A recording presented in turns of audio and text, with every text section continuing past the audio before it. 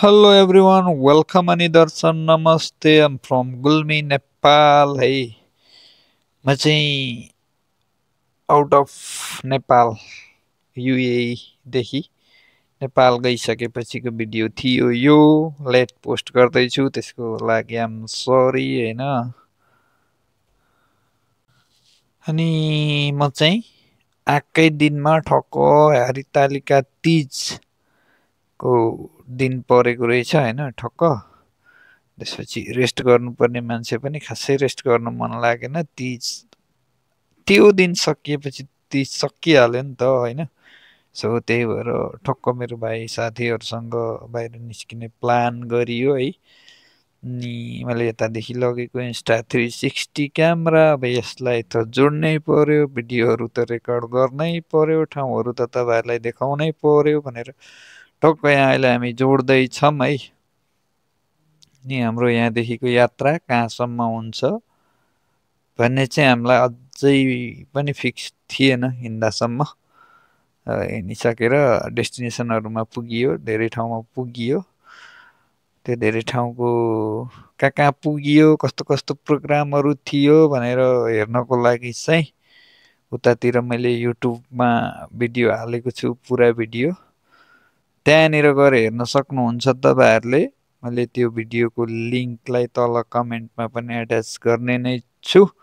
यहाँ चाहिँ अहिले हामी टक्क बाइक क्यामेरा फिक्स गरेर अब हिँड्ने तयारीमा हुन्छौँ है। त्यहाँनिर हामीलाई क्यामेरा फिक्स गर्नको लागि केही टाइम लाग्यो। सो त्यही भएर भिडियोलाई स्किप गरेँ बिचमा।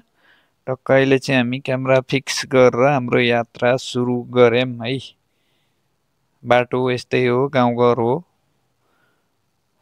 तर सबै बाटो यस्तै त छैन। लगभग हेर्न सक्नुहुन्छ यहाँ चाहिँ लगभग गाडीहरू नहिँड्ने नै हो, जस्ट बाइकहरू कहिलेकाहीँ रिजर्भमा ल्याइयो भने गाडी आउने ठाउँ हो यो भनेको। सो त्यही भएर बाटोको कन्डिसन एकदम नै खराब भन्नुपर्छ। त्यत्रो धेरै खराब त होइन, योभन्दा खतरा खतरा ठाउँहरूमा पनि पुगेको थिएँ म। खतरा भन्नाले डेन्जर डेन्जर बाटोहरू, अझ खराब स्थिति भएको बाटोहरूमा नि पुगेको थिएँ। तर यसलाई पनि अब त्यति धेरै राम्रो चाहिँ छैन। सो अब यहाँदेखि हाम्रो यात्रा लगभग 10 मिनटको यात्रापछि त टक्क स्मुथ पिच रोड आउनेछ। सो वेट गरौँ, पिच रोड आएपछि मजाले चलाउन सकिएला। यो मेरो पहिलो दिन थियो। पहिलो दिन भन्नाले यो समयको, यो वर्षको पहिलो दिन राइड थियो विदेशदेखि नेपाल पुगिसकेपछिको।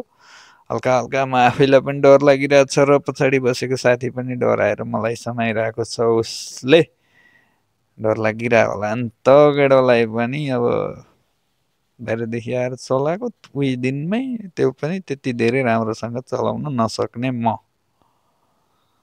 होइन। अफ रोडमा अब राम्रो रोडमा त चलाइहालिन्छ, अफ रोडमा चाहिँ अलि खान्टाङ खुन्टुङमा कन्ट्रोल गर्न गाह्रो गाह्रो हुन्थ्यो। बाटो चाहिँ यस्तै छ गाइज होइन।